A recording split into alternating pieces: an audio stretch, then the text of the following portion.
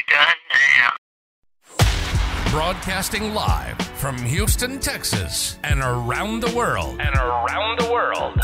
TV host, best-selling author, and radio personality Brad Gilmore brings you a collection of conversations with stars from movies.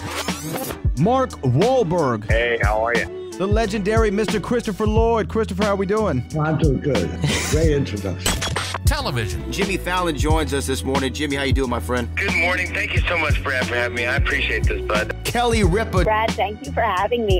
Comedy. Jay Leno joins us. Jay, how you doing? Hey, Brad, what's going on? Gabriel Fluffy Iglesias. Good morning. Music. Lola Monroe. Thank you. Thank you for having me. Grammy Award winner Maya joins us. How are you? And more. This is The Collection. Now your host, The Boat, Brad Gilmore.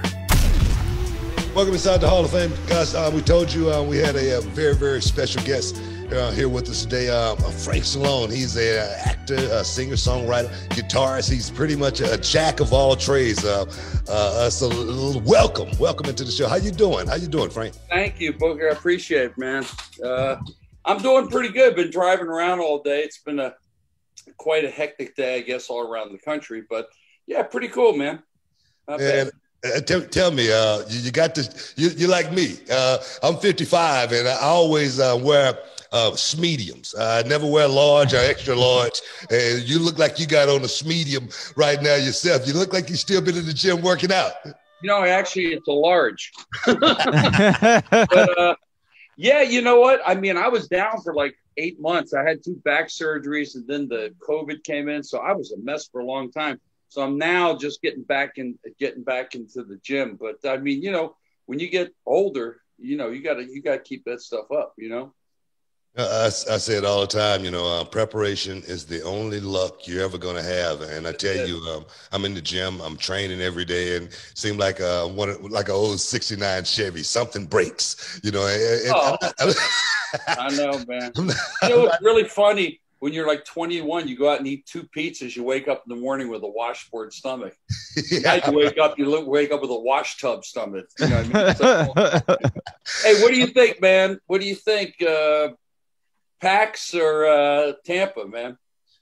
You know, that's a good question. That's a good game, man. It's a great game. That's a good question too, because you got to think about it, man. You got to think about Tom Brady being 43 years old, representing, you know, guys like you and myself, still out there doing it at a very, very high level. People wrote him off as far as perhaps getting to this level here again, especially with Tampa. But to do it the way he has done it has been very impressive. And if he go in and win it all, that right there would definitely be the icing on the cake. Tom Brady. It's not all Belichick. It's him. Exactly. You know, I mean, it's interesting. It's like, you know, like my documentary, like people ask me, why did I do it? I said, well, it wasn't my idea. Some young filmmakers came up to me, and I feel like kind of the old war horse that's been around, you know, like when you would see Ollie when he's old and everyone said, man, George Foreman's going to kill him. And he just rose the occasion. People go, how hard can he punch? I said, well, he knocked George's ass out. So I guess he is pretty good. But, you know, I remember talking to Angelo Dundee. Angelo did not want that fight with Ali. He thought Foreman would kill Ali because he was young. And Ali believed in his mind, he said, he's too dumb to beat me. I'm just going to beat him. That's the part that intrigued me in the documentary more so than anything. It's the boxing. You know, your brother Sylvester, he ended up in the boxing movies, but you actually put the gloves on and, I did. and went in there and tried it out. And to see it from that perspective is definitely one thing. What made you want to do that? Well, you know, the thing was I suffered, I think I've mentioned the movie, I suffered from anxiety attacks and major panic attacks and things like that. And I lived at that time, I lived in Trenton, New Jersey, pretty rough town, you know. So I just said, this is something I want to do, man. So I just used to go to the gym. And I must tell you, in the beginning, old Frankster got thumped pretty good. I took a serious ass whipping a lot of time. But then in a way, it makes you, even though it's a sport like that, it makes you want to come back because it's really hard for a guy, if they have any ego, to, you know, go home and take an ass whipping and not come back and like try to avenge yourself. But it was you know, man, and but there was something about the boxing gym that's very fraternal. It's like a fraternity, you know, everyone's talking trash. Yeah. I mean, that's all they do is talk trash in the boxing gym. And, you know, even when you get the guy, even when your friends gets dropped, it's funny sometimes. I know it's very weird, but it was a good thing to get out like angst and stuff like that. Of course, no one likes getting hit in the head. So, but it's a good way to get out anxiety and stuff, you know, punching bags, going there. But there's a camaraderie in the boxing gym that was great. Is it something you keep up with now? You know, because once a pugilist, always a pugilist. Who you think? What do you think about? What do you think about that kid Gervonta Tank Davis? Man, tough, man. Hey, listen, you know, he's short. He's like a squashed Mike Tyson. That is. He can punch. He's tough, but I mean, he's got some good ones, man. That guy Lopez can punch too, and he's tall. So the thing is, it's like. Buster Douglas, well, no matter what they said, but he fought the perfect fight against Tyson. You cannot let a guy that short inside. He'll bust you up too much. You know what I mean? Yes. So, but Gervonta is fast and he can hit hard. I don't know about his outside the ring. I think he's the kind of guy that blows up a little bit. You know what I mean? You know, but he's exciting. There's some exciting stuff. Come on. I mean, you know, you got the heavyweights. I don't know if Deontay's mind will ever get back. I don't believe he ever thought anyone was going to knock him out. No, I mean, that was the last fight that we went to before the world really shut down. Yeah. Booker and I were there for that fight. And you talk about fighting the perfect fight. Tyson Fury fought the perfect fight against Deontay Wilder. He pressed the action. Well, he cut the ring off and made him backpedal. Yeah, and he made him backpedal. And they said, oh, he's 270. I go, he's almost 7 feet tall. 270 is not. I mean, LeBron James is almost 270. You know what I'm saying? So, but you know, boxing and any kind of competitive sport is like the movie business. I mean, I feel now at my age, I have to work out and stay in shape because I'm in competition with a lot of these young dudes coming up. So I don't want to be Frank Stallone comes on stage, you know, like a big beer belly and like a triple chin, you know. I want to come out like Mick Jagger, man. You come out like slick and shit, you know what I mean? It's like with James Brown later on in his career. He used to be in such great shape, but later on he had like a gut and, you know, he just didn't look right, you know what I mean? So Elvis the same. Elvis, yeah. I mean, so I think that's what it's about. I think the documentary deals with perseverance. I think it deals with if you believe you can do something. See, Ali had an extremely unbelievable belief in himself. He didn't care what anybody said. He goes, I'm going to beat this guy. He's just not smart enough to beat me. He can't. Impossible. So, and I think, and I had a thing in my mind. I said, I knew what my limitations were, and I knew what my strong points were. Was I the greatest guitar player? Far from it. The greatest singer? Far from it. But if you put all these elements together, and as an entertainer, it all works. You know what I mean? So it's like, but some guys are great guitar players, but that's it. Johnny one note. You know what I'm saying? Or just, and then you get like the guys are a little more like what's Danny Aiello called me? He calls me a 5-tool guy. so you can do a little bit you can do a little everything, but you put it in one thing, it like works. You know what I'm saying? Utility guy. That's what that is. Utility guy. Yeah. I tell you, you talk about the documentary and you say, you know, it wasn't something that you wanted to do. No. It was something some young guys wanted to do. This young guy by the name of Bad Bunny, he just wrote a song about me and he called it Booker T. And I'm so humble because staying relevant, you know, sometimes it's out of your hands. You know, I mean, it is. Yeah. Sometimes it takes some young guy to come along and say, man, I looked up to him and I respected him so much. I'm gonna write a song about him. As far as the documentary, you know, we see so many facets in the documentary of Frank Stallone's life. What were you ultimately trying to get the people to see? Because I'm always working with young kids. What is the ultimate message, you know, from the documentary? God, the ultimate message is if you truly believe. See, I'm a man of faith, so I believe God gave me a gift to be able to sing because it was like easy for me. I mean, when you look at guys like, you know, Michael Jordan or these guys, yes, but they're born with something inside them. Of course, do they improve on it? Did I improve as a singer, guitar player? Yeah, but there's something in the core of their DNA. Like you can't teach a guy like Michael Jordan to play basketball like that. You know what I mean? It's just, or stuff like that. So and that's what I believe. So I had a belief in myself that I was placed here to do something like that, you know, and then I just took it from there because one, I didn't get in for the money. See, because if you got in for the money and I went through almost 20 years of not making any money, you would go long time. That's why in the documentary, you see some of my old bandmates go, nah, Frank was in for the long haul. We were just trying to pick up chicks, but we knew we were going to college. I barely got out of high school, you know? So it's really funny, Booker. Today, it's like when my press agent Lee goes, you were doing a show with Booker T. I go, wait a second, man. You mean the organ player, Booker T? And the MGs?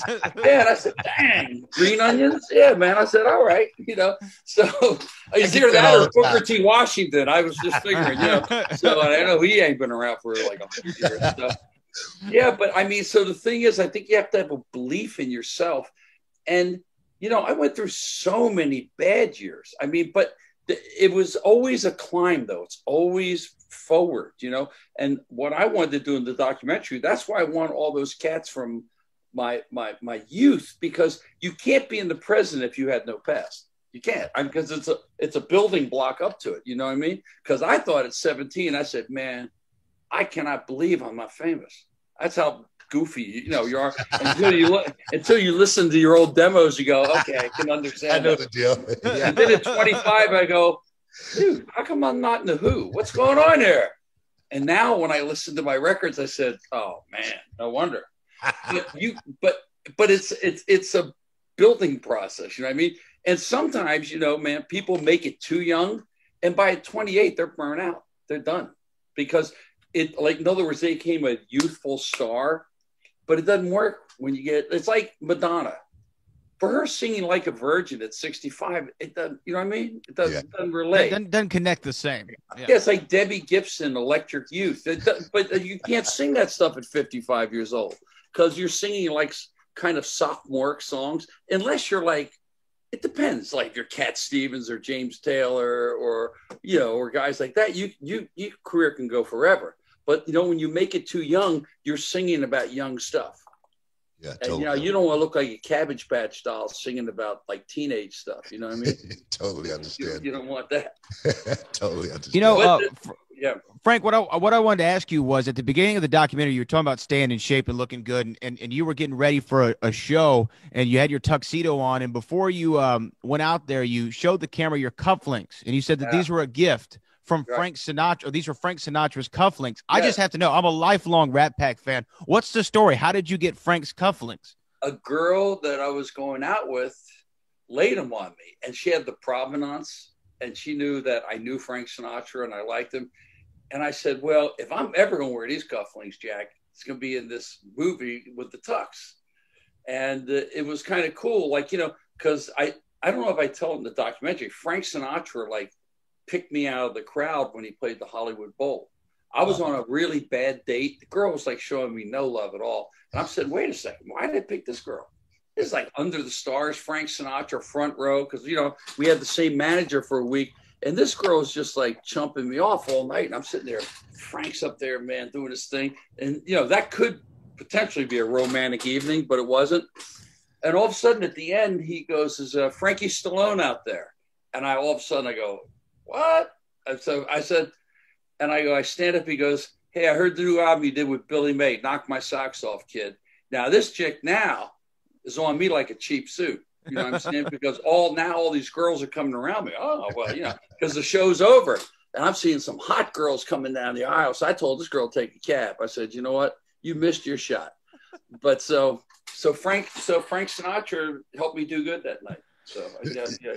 You know, I got a question from the documentary. At one point, where you first met Daryl Hall, and, and you met John Oates, and those guys seemed to, I don't know if they sugarcoated it or not, but it seemed like perhaps you was a little bit difficult to work with when you were younger. Is that true or not?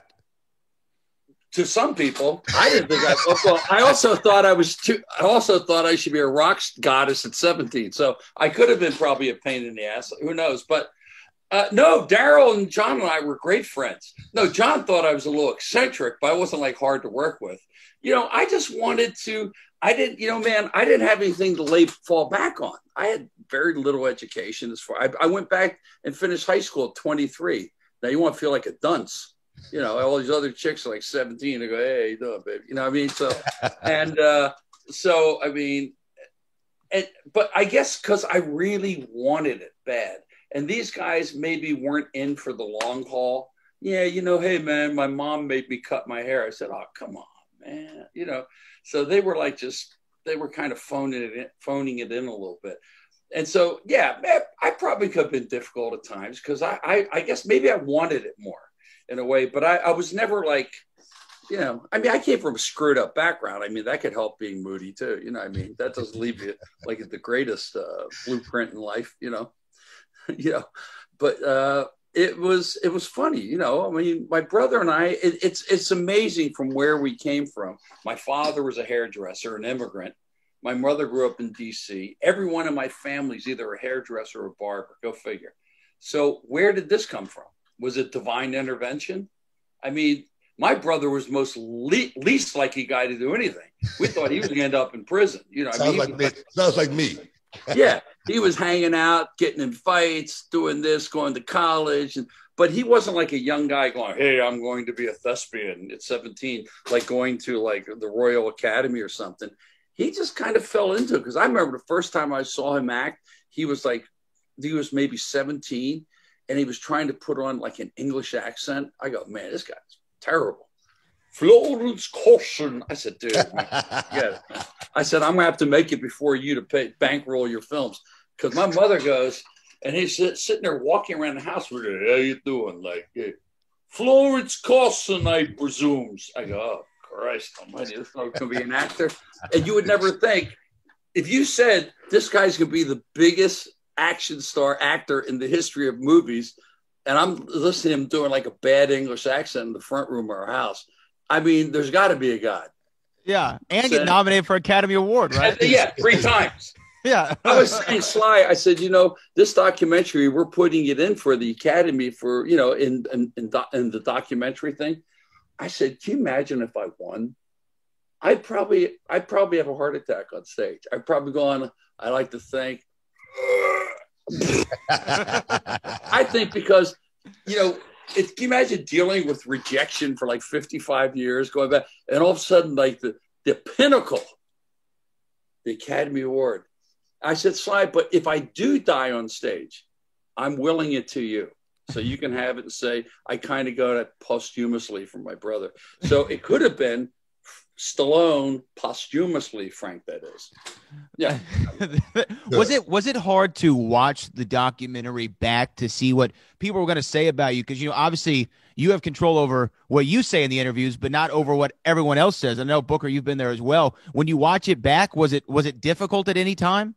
Well, no, because I on purpose wasn't there for the interviews. Because I wanted to be honest. I mean, if I'm going to do it, let's be honest. If you think I was an idiot in 1966, be it, So when I saw it, I was as surprised as anybody. I'll tell you what surprised me the most when my brother said, well, Frank's anywhere as talented as I am in what I try to do.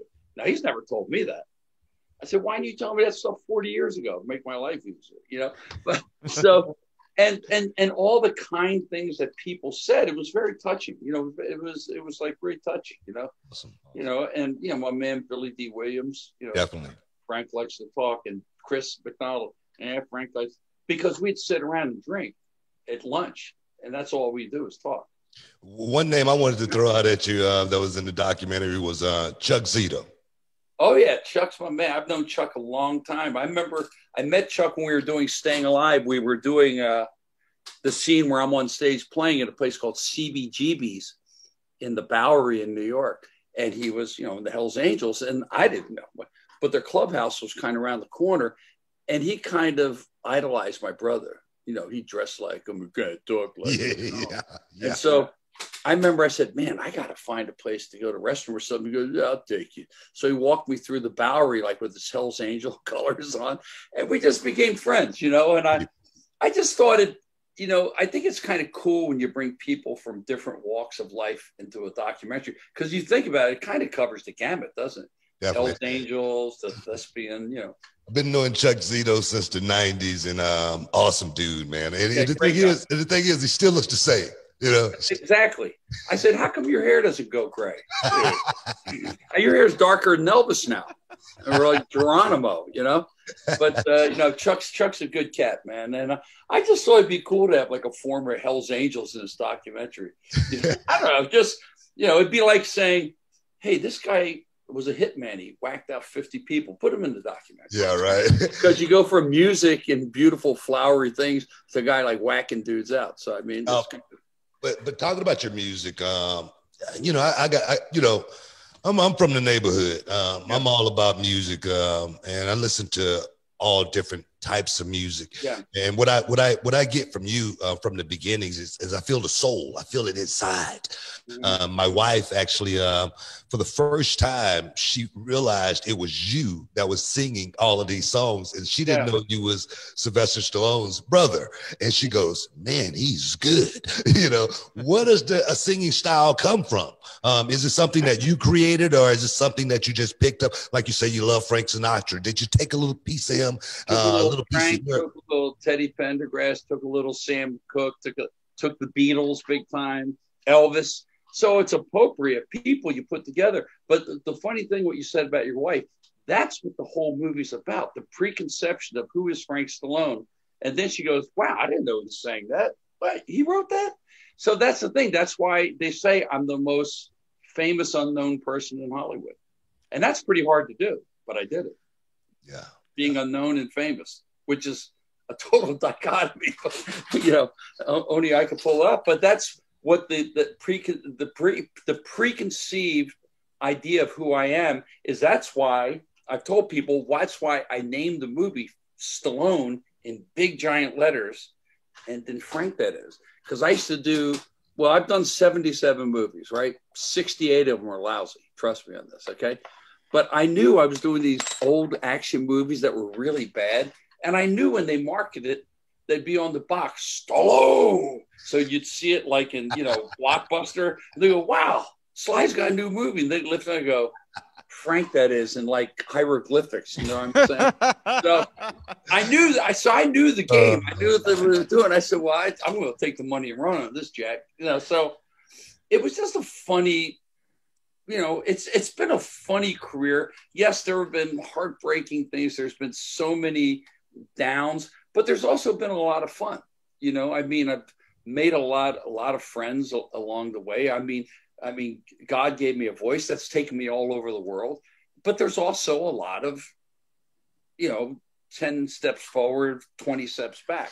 And I think you have to have a thick skin without being creepy. I think I could have gone further if I was like maybe nastier, more demanding, but it wasn't quite my nature. And, I could have made better decisions, obviously, but, there's some people that are very famous, but they're very driven, but they're also pretty cruel. They step over people, and I was never like that. I mean, this person was there when I started. I'm like all of a sudden dump them. Yeah. Yeah. I have a whole lot in common with yourself. And it's something I definitely wanted to talk to you about and get your perspective about it. I got a brother too. My brother and I, we former tag team champions many, many times. And then I went on to have a singles career and become, even bigger and, the world championship and all that stuff and whatnot. And my brother and I, we have a tumultuous relationship. We haven't spoken in like 2 years. How did you, find yourself in that position, and how did you deal with it to find yourself now, a complete person? Well, I think it wasn't really easy for my brother. Coming from total obscurity and overnight being the biggest movie star in the world, the highest paid movie star in the world. And he's kind of a sensitive guy. So it just, we fought a lot. We went through periods where we didn't talk, and I think maybe he wasn't comfortable in his own skin. I wouldn't want to be the guy that he can't go anywhere in the world where they don't recognize him. And it's tough, So I think you and your brother got to get back, do a Texas death match and like in the ring, stuff like that. I did that crazy show with Hulk Hogan, Celebrity Championship Wrestling. Yeah. Let me tell you something, man. and Nasty Knobs and those guys, man. These guys, Brutus Beefcake. I said, look, man, hold on. So my first guy in the ring is Dennis Rodman. I figure, he's kind of thin. I'll hit him with a body shot. And I figure, he's not in that shape. He's tall and skinny. He'd come in and drop in. Bang. He picked me up like a gnat and threw me across the ring. I go, damn. My brother goes, what do you expect? He's like the best rebounder in basketball history. So, and I always know my brother did Paradise Alley. I always had a healthy respect for wrestling. Yes, is there staging, but you still really can get hurt, man. I mean, those cats come across. I didn't realize for as big as these guys are, like Mick Foley, they come across that ring pretty quick, man. And did you know my friend who drowned Shad, the wrestler? Yeah, man, he's a really good friend of mine. He lived here in Houston for quite some time too. What a terrible thing. He was such a nice guy, man. Yeah, really good guy. We lost a good one, and I tell you, we lost him, saving his son. So he did a good job. The ultimate sacrifice, but he was a really kind, nice guy. I liked him a lot. And I mean, I look at him, I go, this is who I'd be fighting. He's like a monster. I mean, these guys, my brother did Paradise Alley. These guys like Terry Funk, they don't look like they're in shape, but they're in shape because they do it every day. They might have a little bit of a gut. I said, but don't let that discourage you. I'll tell you, man, they'll plaster you into that mat. And so I realized this wasn't my game because my neck is a little game. And they said, Frank, listen, when I pick you up and throw you, hit your hands first. I said, man, I'm happy you threw me off the show in the first week because I got all my pay. And I'm walking out. And these guys are going, you lucky son of a gun, man, because they got their asses kicked, man. By the end of that show, they're like all beat up and stuff. I walked out. I said, and Hulk called me a Draboni, and that was it, man. I tell people all the time, wrestling, what I always called it was the art of doing nothing. The best ones, they did it just like you did. Get your money and get out the door quick. One song, man, that you have written that makes you feel the most.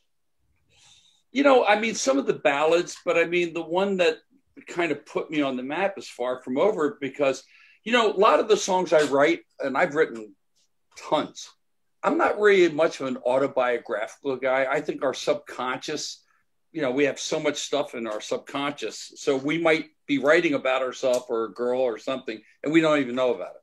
But Far From Over, when I wrote that, because I felt that, because my career was basically over. And I said, but I'm not ready, to go out like a punk, man. So that's what I wrote. I am down, but I am far from over. And because, it's like, anything in athletics or whatever your endeavor is, you don't want to quit because one day you're going to look back and go, man, what a punk ass I was. You know what I mean? Because it's like, I've seen fighters when I was boxing, I've seen guys in the ring really taking a beating. And you would think most normal people would quit. I said, they can't. They got to go out on their shield. It's something that's going to be retroactive later on. They said, you know what? I might have lost, man. And the guy goes, yeah, but you showed a lot of heart. Yeah. Some guys show too much heart and they can't end up walking like sideways. They stay in the ring. Like Ali stayed in the ring too long. Yeah. Ali should have been clear-headed, good-looking, rich, and, going to old age. But he did the ultimate sacrifice. He took beatings, man. That's what fighters do, though, right? That's what they do. I'm sure you've been in the ring doing something. Say, this ain't my night, man. This is not. But what are you gonna do? You can't like walk out of the ring.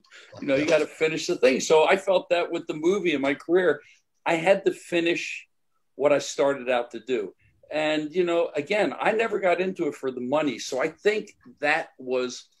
It's like that baseball, the love of the game. I think it's because I liked doing it, and it was the only thing I was really, somewhat good at. That was it. I was athletic in a sense, but I was not one of the guys that was on the football team or the basketball team. I was on the track team. I sucked. It was terrible.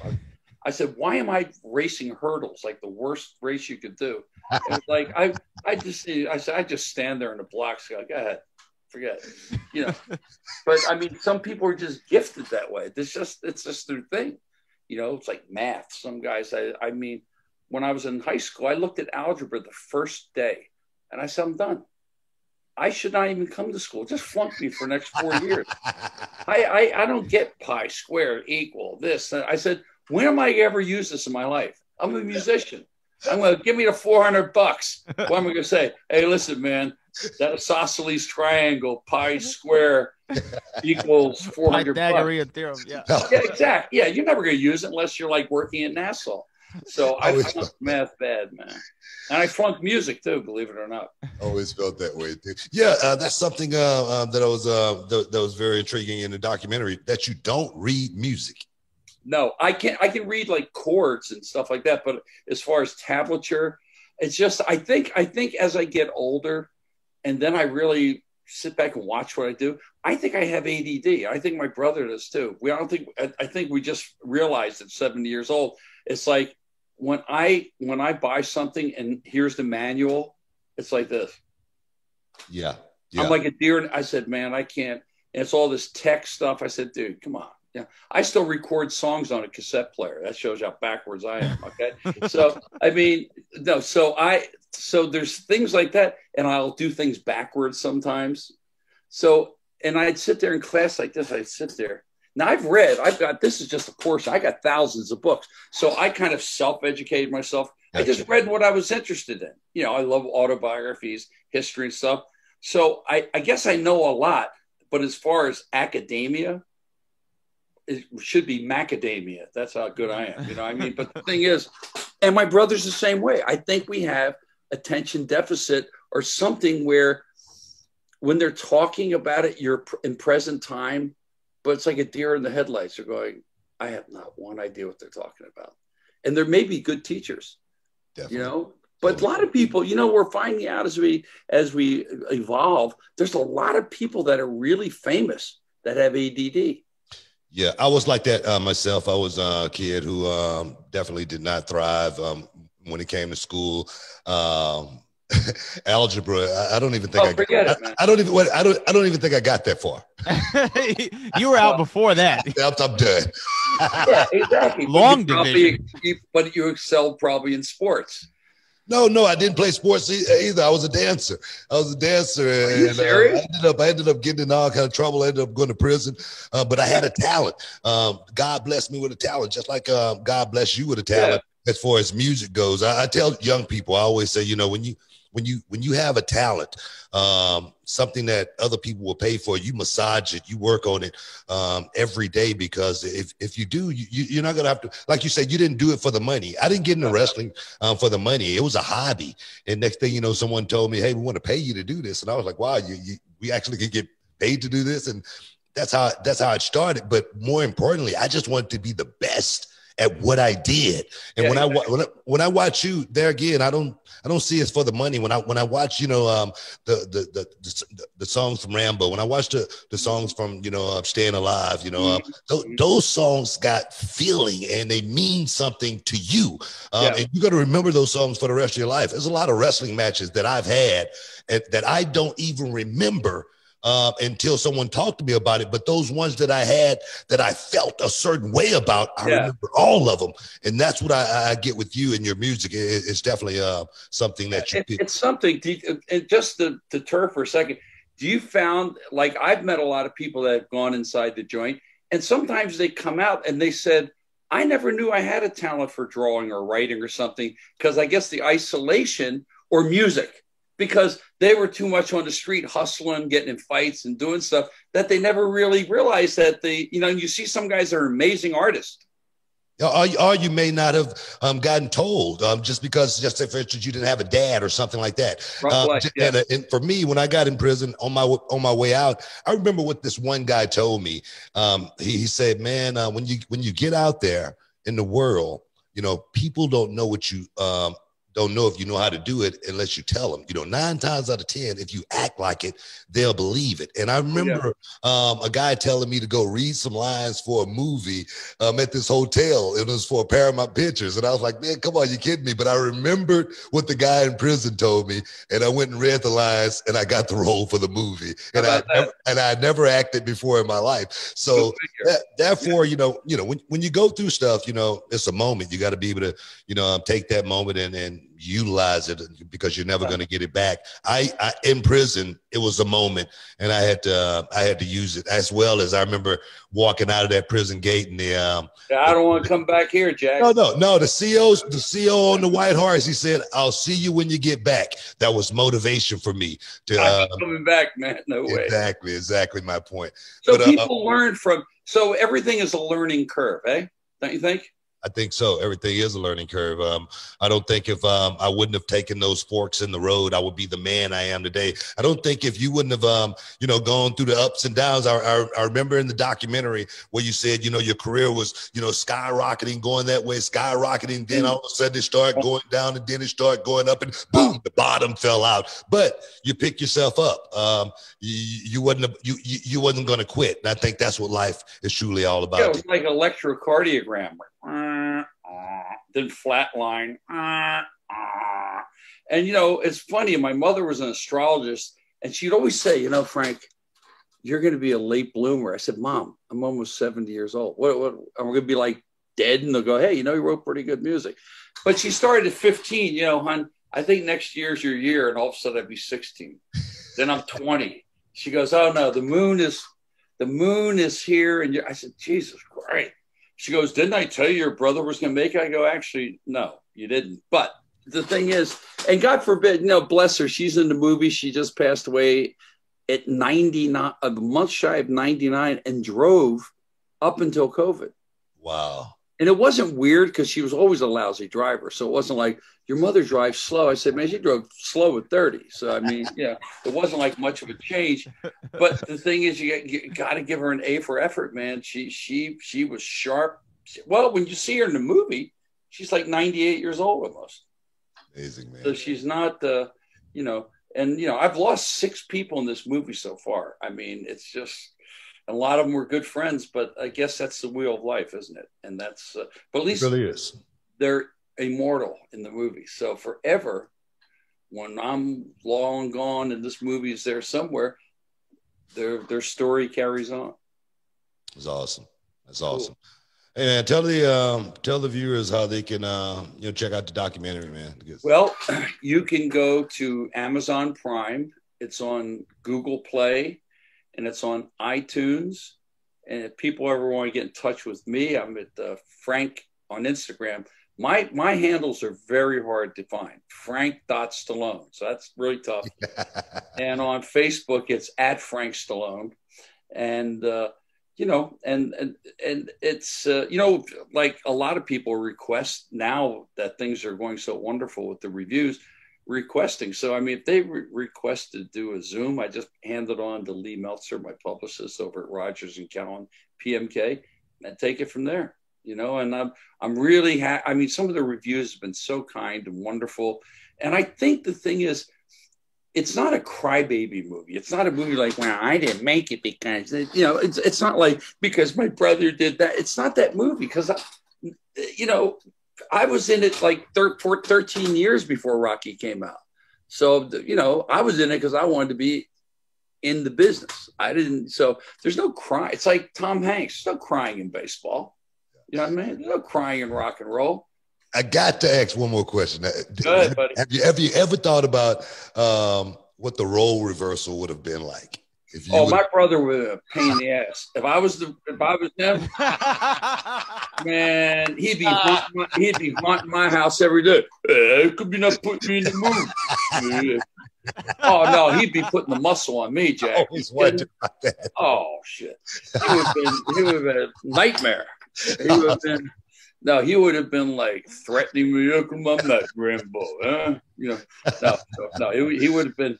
Yeah, oh man, yeah, he wouldn't have had the sense of humor I had with it. He would have been very pissed.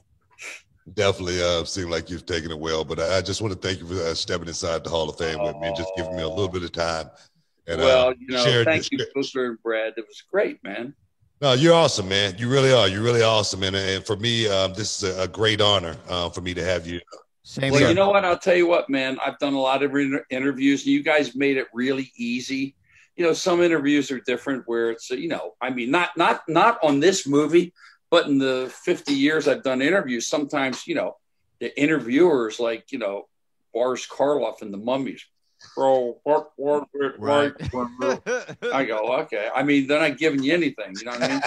So He's it's like Weekend at Bernie's. And sometimes it's the other way around. Sometimes we have a guest, they're doing the Boris Karloff. Oh, It's yeah. like, It's Weekend at Bernie's. Yeah. You know, so what was it like doing the movie? It was okay. Whatever, dude. You know what I mean? So that's what you get. But, you know, like Billy D says, he likes to talk. Chris McDonald. So, but the thing is, that's the language we do. I mean, you're in the business of talking. Yes? And that's right. how we find out things about people and life and experience, by talking, not by sitting there like a mummy, you know. So Making people feel a certain way.